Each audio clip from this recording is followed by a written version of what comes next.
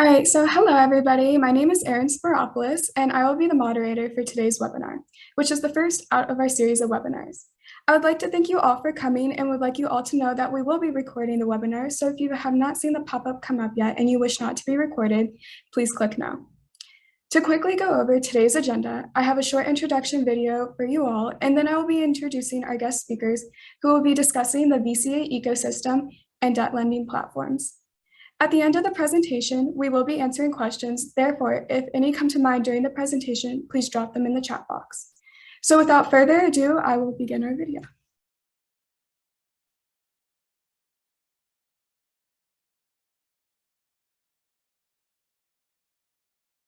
Value Creation Alternative is a strategy and investment advisory firm.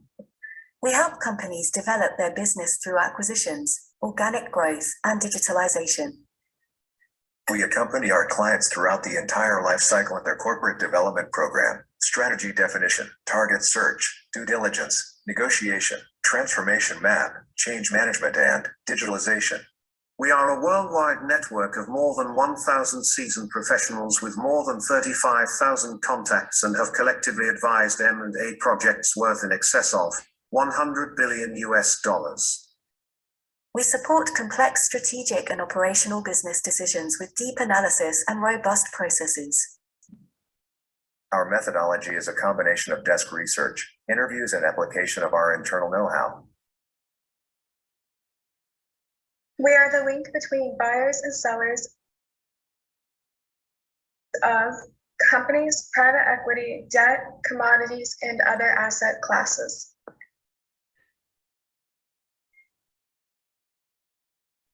And so today we will be welcoming our webinar speakers, Mr. Christophe Schwoertzig and Mr. Paul Leitao. Christophe is the founder and managing director of Value Creation Alternative, or VCA.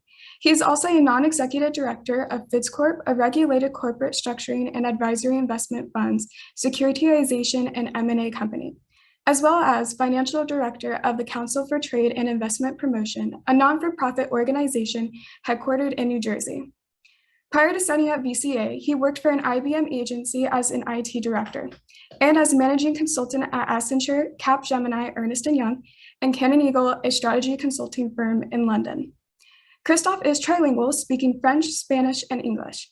He has worked and lived in France, Spain, the UK, Switzerland, the US, Chile, and Ireland. He holds an MBA from IESE Business School and did his exchange at the London Business School. He also holds an engineering degree from the National Institute of Applied Sciences in France, a French grande école. Mr. Paul Leitao began his career in the City of London as a stockbroker with Interactive Brokers, a US-based retail and institutional shares and derivatives broker. He then transitioned to SunGard Trading and Polium Asset Management as a fund executive. Paul left his City career and set up Macario Capital as a corporate finance firm, helping European companies in fundraising and financial engineering. He is currently a finance broker working in partnership with lenders and borrowers across 5 continents. He holds a bachelor's in hotel management from HIM Montreux in Switzerland and is currently pursuing a PhD in economics at Warsaw Management University.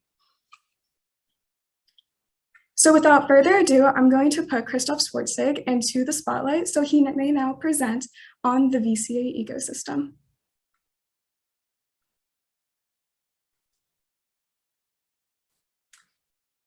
Thank you, Erin, for the introduction. As explained in the short video, VCA is a corporate advisory firm. We help companies develop their business through M&A, fundraising, and strategy consulting. Now, what makes us different from any other consulting firm? Our unique selling proposition is our collaborative network. Our collaborative network, it is more than 1,200 VCA members with more than 35,000 contacts, of which around 5,000 are investors. But our network is also an ecosystem of ready-to-go solutions to help our clients hit the ground running. The slide that I'm sharing can also be found on our website in the menu Services, Solutions, VCA Ecosystem. Before I drill down into each of the boxes of the diagram, It is important for the audience to understand that our ecosystem is in constant evolution. We operate in the alternative markets and are always looking for out-of-the-box solutions. Our clients typically come to us when the traditional banks or financial institutions deny their credit applications.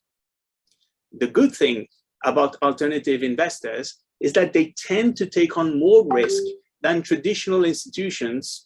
The downside is that their reach is limited both in terms of time and size. Time is of the essence. So back to our ecosystem. We call ecosystem the structure that we are building to help investors acquire assets and vice versa, help asset owners to find investors. On the left-hand side, you can see the investors broken down by types of investors. We are always looking to add new investors to our VCA network. On the right-hand side, you can see the assets broken down by asset classes. We focus on cross-border transactions in excess of $10 million. So we typically shy away from early-stage startups, but we can work with bigger startups through private equity funds and corporates as add-ons to large organizations or as suppliers of services. Some of our members are also brokering pre-IPO stocks, mainly unicorn stocks. Our objective is to cover the whole spectrum of the potential demand from greenfield projects to listed securities passing through private equities. The blue area on the diagram is our ecosystem as it stands today. Each box represents either a company or a group of companies with which we have built and developed partnerships to deliver the services.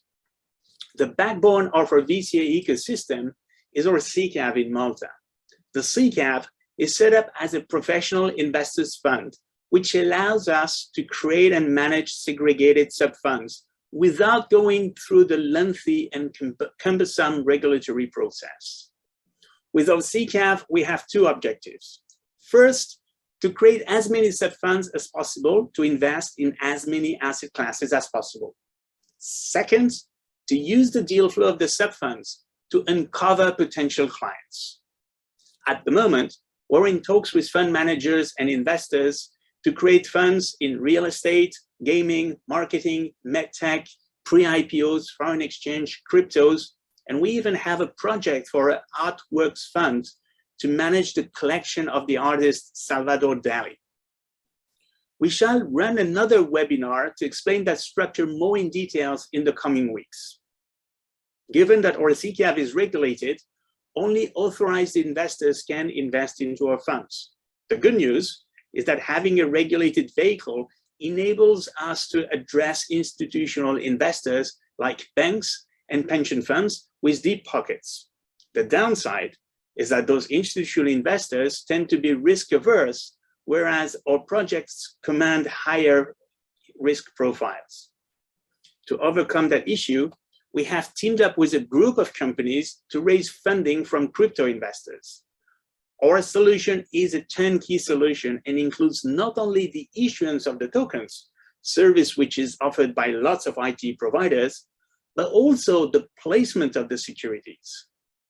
The way we do it is by rating the securities that we issue through our digital rating agency, and then sell them through a network of independent financial advisors in France and Switzerland. Our IFAs are regulated by the AMF, the French regulator. AMF stands for Autorité des Marchés Financiers. We also have an AML/CFT license in Sweden to take cryptos in custody and offer an APY, an annual percentage yield, for staking and lending cryptocurrencies. AML/CFT stands for anti-money laundering / combating the financing of terrorism. Our unique selling proposition is to offer a dual income model to security token holders.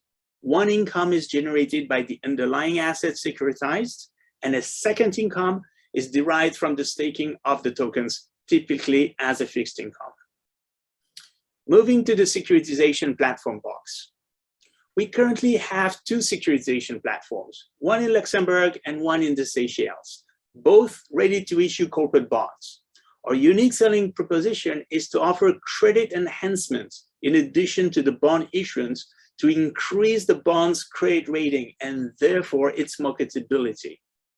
Indeed, there is no point in issuing a bond if you cannot sell it. We have several credit enhancers from solutions from $5 million up to hundreds of millions, but there is an upfront cost that can range from $1 million to 25% of the bond face value. Let's go to the IPO platform box. Our IPO platform is currently focusing on US-based companies, but we should shortly be in a position to offer a solution to non-US companies. The platform is using US Security Exchange Commission Rule 506B to pool several pre-IPO companies and syndicate the cost of going public. The idea is to enable the platform to solicit the same investors on behalf of several targets at the same time, reducing de facto the fundraising cost. Our public-private partnership platform is the Council for Trade and Investment Promotion, or CTIP. CTIP is a non-for-profit organization. CTIP focuses on public-private partnerships, which tend to be large infrastructure projects in emerging countries. CTIP's modus operandi is to monetize credit guarantees issued by import-export credit agencies. We have a privileged relationship with Sinosure, the Chinese import-export credit agency. Sinosure can fund up to 85% of the projects. Our challenge is to find the remaining 15%. To raise the remaining 15%, we typically look for equity investors. In so doing, we have executed some sort of reverse takeover of Zysex, a US-based company listed on Pink Sheet, to raise equity through the issuance of public stocks. We also have an agreement to acquire part of Sapel International Bank to issue guarantees for surety bonds, which is particularly useful when the project is funded by a government. Through CTIP, we have a thick pipeline of hospital, roads, and other real estate projects in more than 42 jurisdictions worth in excess of $300 million. And last but not least, our debt platform. To talk about our debt platform, I'm handing over to Paul, who is sourcing some of our international lenders. Paul, you have the floor.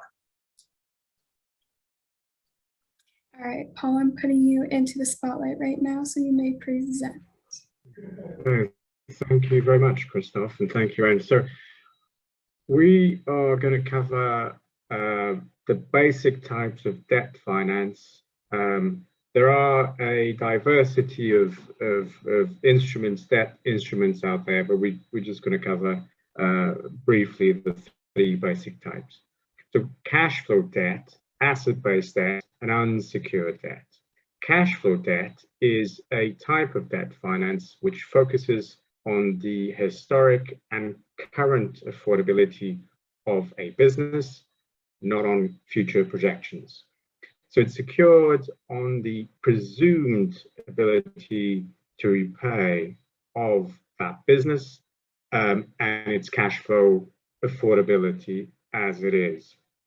It can only be used in established trading businesses. It's not suitable for early stage or pre-revenue businesses. It is only suitable for cash flow positive profit-making businesses, although it may exceptionally be used for loss-making businesses.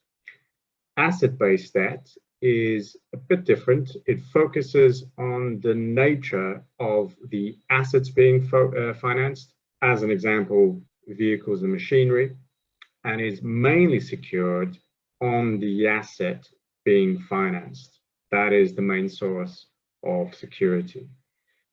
It can only be used like cash flow debt on established trading businesses, and like cash flow debt, which it doesn't really work with pre-revenue or early stage businesses. It's typically only suitable for cash flow positive profit-making businesses. It may potentially be used in loss-making businesses, okay?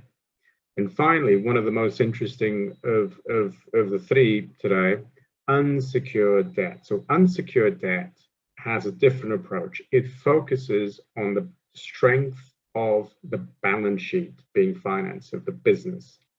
That is the main source of security. I mean, it requires no hard security. It doesn't require charges or liens or debentures on the balance sheet. And again, it could only be used in established trading businesses, not again, such as asset-based and cash flow finance. It's not really suitable for early stage, and is exclusively suitable for cash flow positive, profit-making businesses in exclusivity. Erin, if we could move on to the next slide, please. Erin? Yep. If we can move to the, okay, so we're just going to spend 2 minutes going over the basic types of debt and a few additional points. So the two basic types of debt are called senior and junior. So senior debt is financial jargon for debt which gets paid first above all other types of finance in the capital stack in the event of bankruptcy. So that is senior to all other instruments. Junior debt is it's also debt finance. So it has some kind of security, but it ranks under senior debt. So the way it gets paid, if in the event of bankruptcy, is it will get paid after senior debt, but above other types of finance, such as typically equity. And just a few additional points. So the difference between VC alternative and the banking, the traditional banking types of financing, is that, as I'm sure most of the audience will understand, banking finance has gone through a lot of changes in the last couple of years, and it's typically now just legacy. It's mostly associated with legacy thinking. So very conservative. Banks are typically not allowed to go to do much. So the regulators are on their heels to make sure that they don't do adventurous stuff. Basically, that's the bottom line. And at VC Alternative, we'll give the members other types of finance which are completely out of the banking system. They're still financial institutions, but they're not going to be banking underwriting logic. Okay, so that's a big competitive advantage for growth companies. Our geographical scope is mainly Europe, UK, and North America. It is possible to do financing beyond these regions, but the main focus is in these 3 regions. And just a final housekeeping about, which I'm pretty sure that most of the audience will be familiar with, but just to put the point across. So the difference between equity and debt. So equity is a risk-bearing instrument. So it's a type of financing which is there to absorb risk, whereas debt financing is not there to absorb risk, as we've seen from the short presentation. It's there either because there's affordability, financial performance, assets as security, or a very strong balance sheet. Thank you very much. I'll then hand over back to Erin and Christophe. Well, thank you so much for that, Paul. So during the presentation, we did have a few questions come on in. And so I'm going to address the first question to Christophe. How would someone engage with VCA? And let me put you on into the spotlight.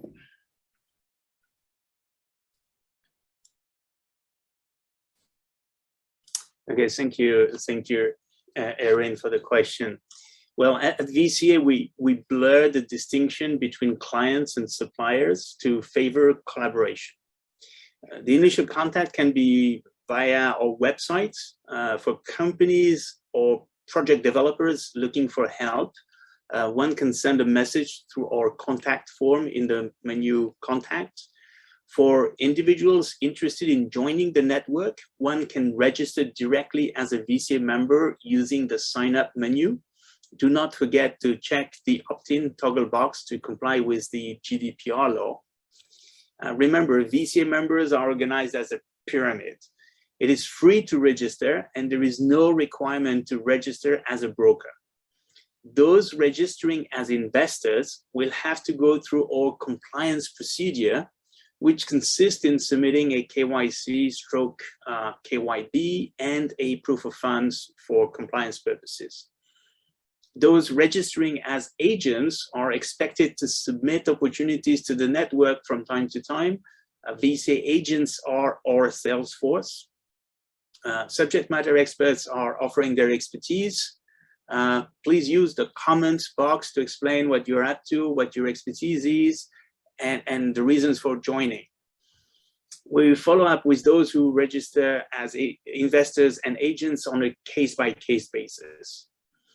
Active VCA agents can eventually be invited to join as VCA associate directors. We are around 20-ish associate directors. Associate directors need to pass VCA onboarding compliance process.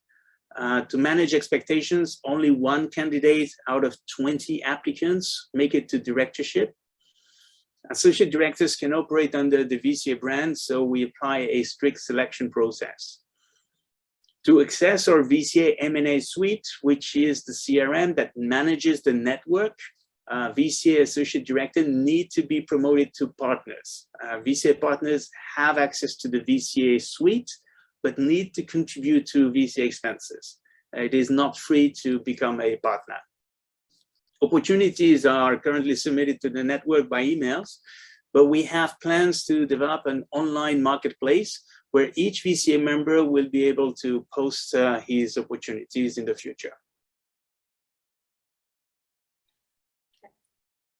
Well, great. Thank you so much, Christophe, for that. And then I'm going to address my next question over to Paul.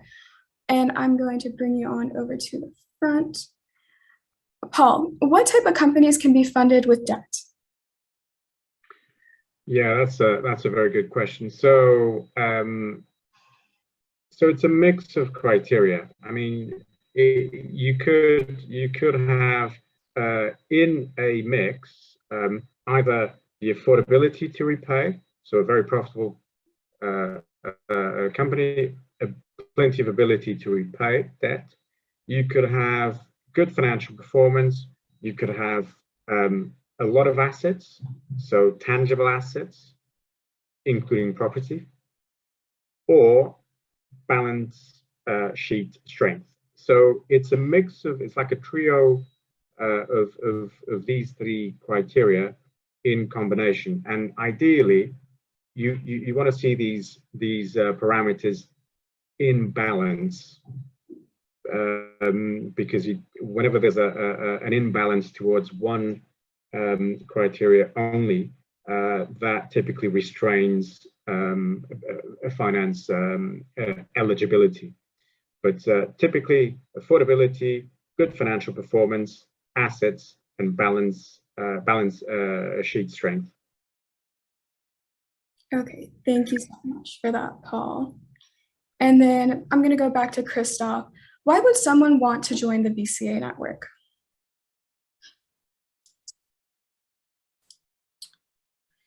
Well, why would someone want to join the VCA network?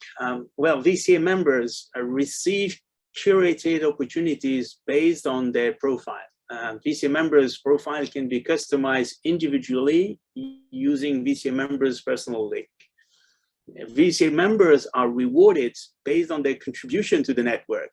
We offer introduction fees and other types of fees for services delivered.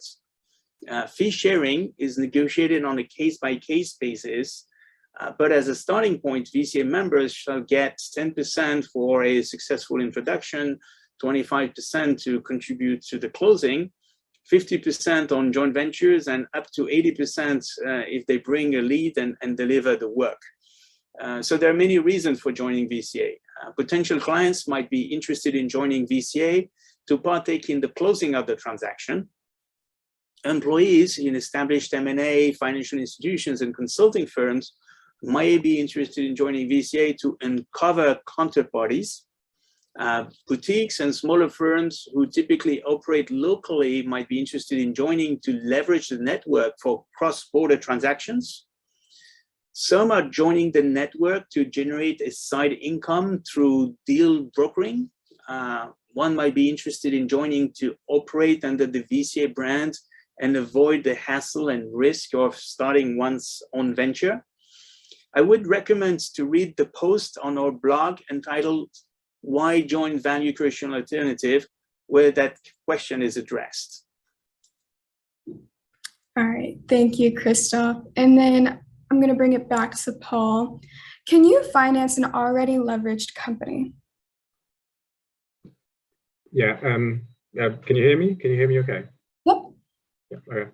Yeah, I mean, that's again a good question. So the short answer is yes, we can leverage, we can finance an already leveraged company. I mean, leverage is a bit of a misnomer these days. Sometimes leverage expression is used where debt is used, but there are certain kinds of senior debt which can actually deleverage. So it depends on the details of each case, obviously, but the short answer is yes. We can take an already leveraged business with charges, with liens from banking, from banks, from the banking system, and we can put on additional finance to deleverage or refinance. All right, thank you so much, Paul. And so I do have a few more questions that are coming through. So from Abel, thank you for your question. He asked, which of the funding apply to Africa? And then in addition to that, does the Africa market is restricted from some available investors or investments?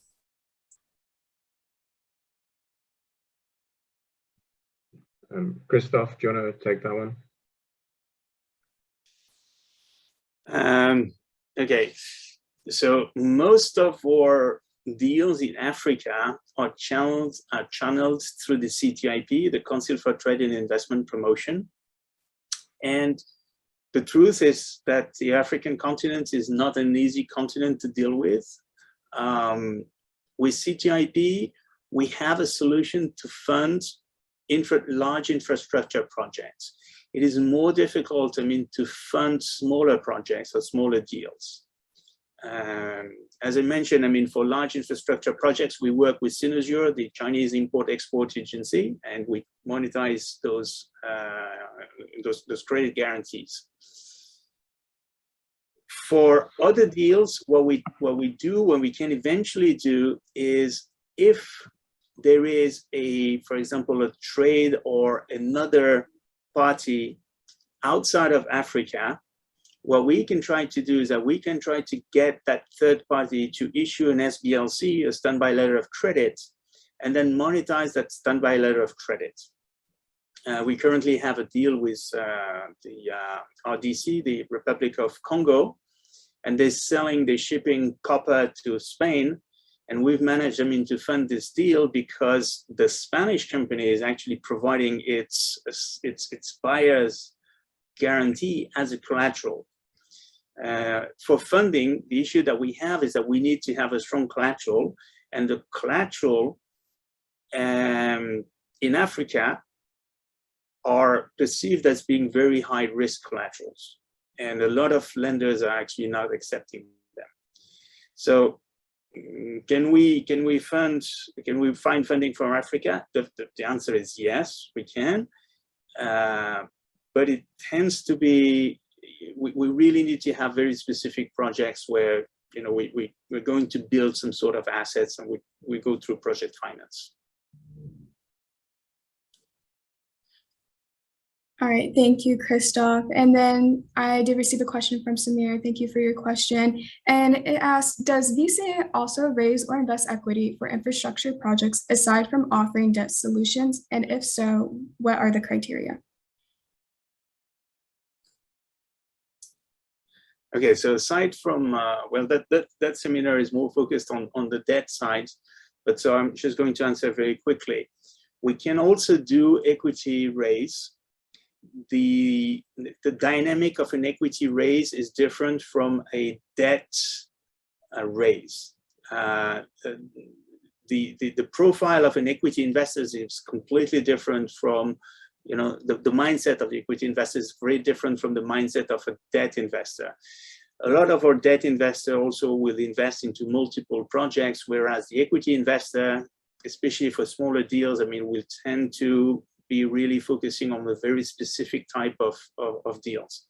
So when it comes to equity investments, we need to work on a case-by-case basis and go through a very well-established process, which consists in writing an information memorandum or a pitch book, putting together a teaser, and then we will cherry pick amounts, or database of more than 5,000 investors, those who have a potential profile, to fit the typical investment. So it is a lengthy process, and we typically would want to charge a retainer to do that work, because there is a lot of work upfront that needs to be done for equity investments. All right, great, thank you. And then from Sten, we received the question of, in addition to the previous one, is there any fundraising opportunities for startups or preventure? Okay, so we're back to the equity question there, because startups typically command an equity investment, because as startups, they're not established companies, and therefore we cannot go for the debt because there's no collateral and there's no positive cash flow and so on. So as I mentioned at the beginning of the session, we tend to shy away from early stage startups because we focus on cross-border transactions. So for transactions below 10 million, it is very difficult to interest an investor to invest 500,000 into a startup. What we do and what we have in mind is to set up funds which in turn will be investing into startups. So at the moment, we are trying to gather multiple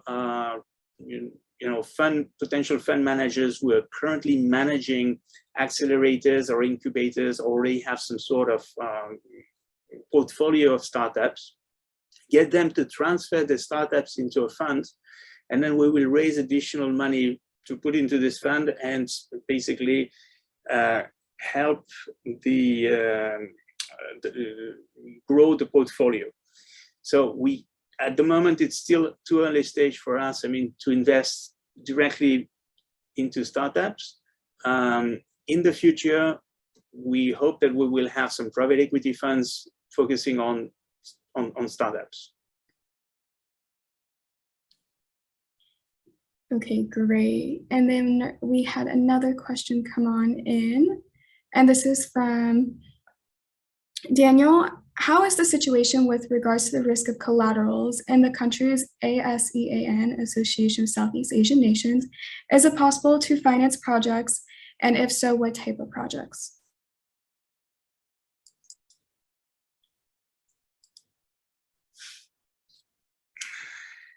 Okay. Is it possible to finance the projects? The answer again is yes, but not all the projects. We will typically focus on projects which are asset rich, right? So that we can look at the asset and see if we can find some sort of debt, asset-based lending for those projects. The problem of the country is it depends on each country and each jurisdiction. And if some investors will tend to shy away from specific jurisdictions, others, will not even consider it. So the type of projects that can typically be financed are those that are going to build very tangible assets, you know, real estate, infrastructure, eventually telecom projects. If the project is a bit more like fluffy, like marketing or legal services or consulting services or, you know, startups, it's for us, at least it is very complicated. Now, what we do is the same as before. We can see if we can find some sort of encore in a different country and fund this project, I mean, from the encore country, and then transfer the funds to Asia. And that's what we're doing typically with our CCAF in Malta. We raise the money into the CCAF, but then that's the funds, right, can invest anywhere in the world, right, or nearly anywhere in the world. But there are some countries which are blacklisted, but the location where you raise the money and the location where you're going to spend the money can be two different things. So we have to look on a case-by-case basis, but typically it's more complicated. Alrighty, and then we have another one coming in, and then Xavier said, and for first-time funds. Yeah, so for first-time funds, I mean, our methodology is to, I mean, what we offer the structure for the fund, right? So we have a team, we have the investment committee, we have the board of directors, we have the anti-money laundering compliance officer, the auditor, and etc. We have everything in place to hit the ground running. However, the fund manager, we need the fund manager. So for every fund focusing on a very specific class of assets, the fund manager, the client needs to be the fund manager. So the fund manager will bring his expertise for the investment into this specific class of assets. So our modus operandi is, instead of trying to raise money to acquire the assets, we look at fund managers or managers who already have a portfolio of assets. Then we take those assets, we transfer the ownership of the assets into the funds, and we consider these assets as a a first tranche of equity into the fund. That way, our first-time fund doesn't look like a first-time fund, because it looks like we already have some references. So the references can be built elsewhere. It doesn't need to come from a fund. So for example, someone would have, I mean, 2 or 3 hotels because they acquire those hotels, they transfer the hotels into the fund, and all of a sudden you have a fund investing into hotels with already 3 references. This is basically the modus operandi that we have for the first-time funds. Okay, great. And then so I'm going to actually make this one our last question, since we are coming close up to our time. So do you have a framework for VCA members to contribute expertise to a transaction, its structuring or its due diligence, for example? Do we have a framework for VCA members to contribute expertise to a transaction, its structuring or its due diligence? Okay. We don't have a framework. We have dozens of frameworks. Every deal is different. And what we're looking to provide, we're looking to provide out-of-the-box solutions. So we don't have plain vanilla solutions, right? You go to a bank and you ask for a mortgage for your flat, and the bank will have a pre-established contract, and that's what they will offer. This is not how we operate.